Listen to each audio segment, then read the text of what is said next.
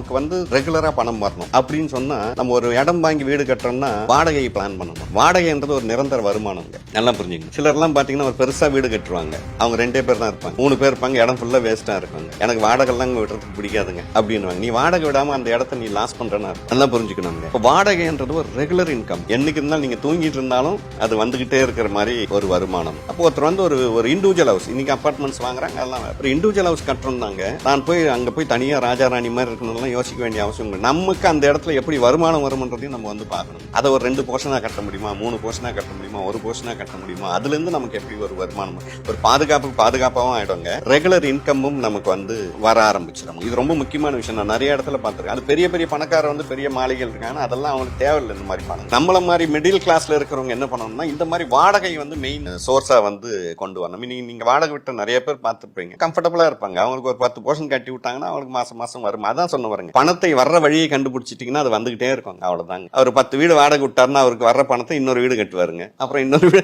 அது வந்துகிட்டே இருக்கும். வேணாம்னாலும் அது வந்துகிட்டே தான் இருக்கும். ஸ்டாக் மார்க்கெட்ல நம்ம வந்து இன்வெஸ்ட் பண்ணும்போது தான் அதுல வர டிவிடெண்ட் போனஸ் நிறைய கம்பெனிஸ் நிறைய டிவிடெண்ட்ஸ் எல்லாம் கொடுக்க ஆரம்பிச்சுட்டாங்க. அந்த மாதிரி முதலீட்டுக்குள்ள நம்ம போகும்போது மட்டும்தான் நம்ம தூங்கிட்டு இருந்தாலும் நமக்கு வந்து அந்த டிவிடெண்ட் இந்த வருஷம் இவ்வளவு வரும்ன்ற மாதிரி இருக்கும். இப்ப தங்க முதலீடு இதெல்லாம் வந்து என்னன்னா நிரந்தரமா வருமானன்றதை விட இன்க்ரீஸ் ஆகும். அவ்வளவுதான். நம்ம வேல்யூ வந்து இன்க்ரீஸ் ஆகும். ஒரு மியூச்சுவல் ஃபண்டா இருந்தாலும் சரி, எதுவா இருந்தாலும் சரி. எனக்கு வந்து ஒரு லிக்விட் ஃபண்ட் வேணும் அப்படின்னும் போது நீங்க இந்த மாதிரி வாடகை இன்க்ரீஸ் பண்றது, இல்ல டிவிடெண்ட் போனஸுக்காக ஸ்டாக்ல இன்வெஸ்ட் பண்றது, இந்த மாதிரி இடத்துல போகும்போது தான் உங்களுக்கு வந்து பணம் வந்து கைக்குள்ள வந்துகிட்டும் போயிட்டோம். ஒரு தங்கம் எல்லாம் நீங்க வாங்கி வச்சுட்டு அடிக்கடி வித்துக்கிட்டு எல்லாம் நீங்க எதுவும் பண்ண முடியாது. அது வந்து நம்மளோட சேமிப்பை வந்து உயர்த்திக்கிட்டே வரவங்க. அதே மாதிரி தான் ரியல் எஸ்டேட் நீங்க வாங்கி போட்டீங்கன்னா உங்களுக்கு அதோட மதிப்பு வந்து கூடிக்கிட்டே வந்துகிட்டு இருக்கும். நான் உட்கார்ந்த இடத்துல வந்து நான் வந்து சம்பாதிக்கணும் அப்படின்னு நீங்க நினைச்சீங்கன்னு சொன்னா இந்த மாதிரி தான் வீடு கட்டும் போது வாடகையை பிளான் பண்ணி வீடு கட்டுறதுங்க, இல்லனா எது நிறைய டிவிடெண்ட் கொடுக்குறாங்களோ அந்த கம்பெனில போய் முதலீடு பண்றதுங்க. இதெல்லாம் ரொம்ப முக்கியமான விஷயம். நீங்க எங்க போய் முதலீடு பண்ணாலும் உங்க பணம் உங்ககிட்ட இருக்கணும்.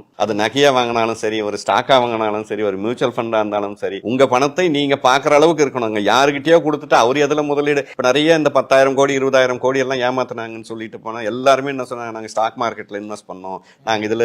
அவனுக்கு ஸ்டாக் மார்க்கெட்ல அக்கௌண்டே இல்லங்க, அவன் இன்வெஸ்ட் பண்ணானு உனக்கு தெரியும் தெரியாது. ஆனா சொல்லும் போதெல்லாம் என்ன சொல்றதுன்னா ஸ்டாக் இறங்கி போச்சு. இந்த மாதிரி ஆட்களால் தான் ஸ்டாக் மார்க்கெட்னா எல்லாருக்கும் ஒரு பயத்தை உருவாக்கிடுச்சு. ஸ்டாக் மார்க்கெட்டை பத்தி நெகட்டிவா பேசுறவங்க யார் தெரியுமா? ஸ்டாக் மார்க்கெட்ல இன்வெஸ்ட் பண்ணாதவங்க தான். நல்லா புரிஞ்சுக்கணுங்க. ஸ்டாக் மார்க்கெட்னா என்னன்னே தெரியாதுங்க. எங்கேயாவது ஒரு இடத்துல காதுல கேட்டிருப்பான், ஐயோ ஸ்டாக் மார்க்கெட் ரொம்ப டேஞ்சர் பண்ணுவான், நீ எதனா இன்வெஸ்ட் பண்ணிருக்கியான்னு. நான் அதெல்லாம் இன்வெஸ்ட் உனக்கு இன்வெஸ்டும் பண்ணல, அதை பத்தி ஒன்னும் தெரியும் தெரியாது, அப்புறம் அது எப்படி மோசம்னு நம்ம வந்து சொல்ல முடியும். இப்படிப்பட்ட ஆட்கள் தான் வந்துங்க மார்க்கெட்டை ஸ்பாயில் பண்ணீங்க. ஆனா இப்போ வந்து பாத்தீங்கன்னா பினான்ஸ் மினிஸ்டர் கூட பேசியிருக்காங்க நடுவுல. இப்ப நிறைய இண்டிவிஜுவல்ஸ் சிறு முதலீட்டாளர்கள் வந்து நிறைய பேர் உள்ள வந்துட்டாங்க. முன்ன மாதிரி நம்ம பெருசா எஃப்ஐஎஸ் நம்பி இருக்கணும்னு அவசியம் கிடையாதுங்க. இப்ப நம்ம டிஐஸும் வந்துட்டாங்க, ஸ்மால் இன்வெஸ்டர் நிறைய உள்ள வர ஆரம்பிச்சுட்டாங்க. நிறைய பேருக்கு தெரிஞ்சு போச்சுங்க. சிலருக்கு வேணா வழிகள் தெரியல, சிலர் வேணா இந்த புரோக்கர்ஸ் இந்த மத்தவங்க எல்லாம் இது புரோக்கர்ஸும் கோச்சிக்க கூடாதுங்க. நிறைய நெகட்டிவ் புரோக்கர்ஸும் இருக்காங்க சொல்றோம், நிறைய ஆபரேட்டர்ஸ் இருக்காங்க, சாதாரண விஷயம் இல்லைங்க.